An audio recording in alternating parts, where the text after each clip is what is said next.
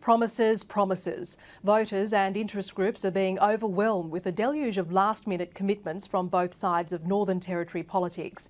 But as the Territory heads into the last week of the election campaign, confidence in the credibility of the statements from both Labor and the Country Liberals appears to be low.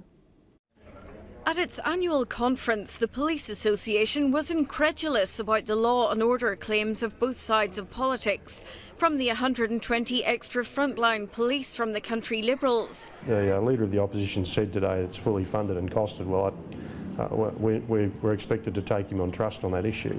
I don't think it's been displayed as such. To the 400 extra police, Labor says it's employed. Where the hell are they? They're there because we're paying for them. As for the opposition's promise to reduce crime by 10% a year, That to me is a promise that simply shouldn't have been made. I believe that we can do it, and we are prepared to be tested against that benchmark. as members of the public questioned Paul Henderson and Terry Mills in a head-to-head debate, public scepticism about alcohol policy was clear. I work as a security guard at night. A few weeks ago I was at a fast food restaurant and witnessed a high-profile politician with his mates, very drunk.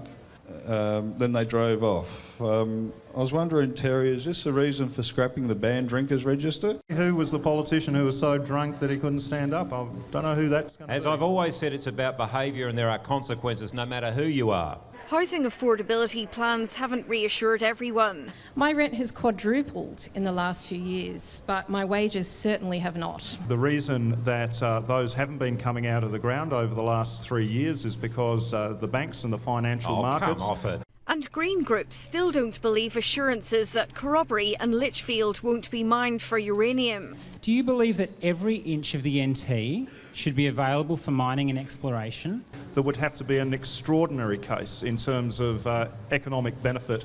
The only newspaper poll so far is suggesting Johnson is still the key marginal Darwin seat to watch. We know that this election's going to be close. Close and heavily laced with scepticism. Jane Barton, ABC News.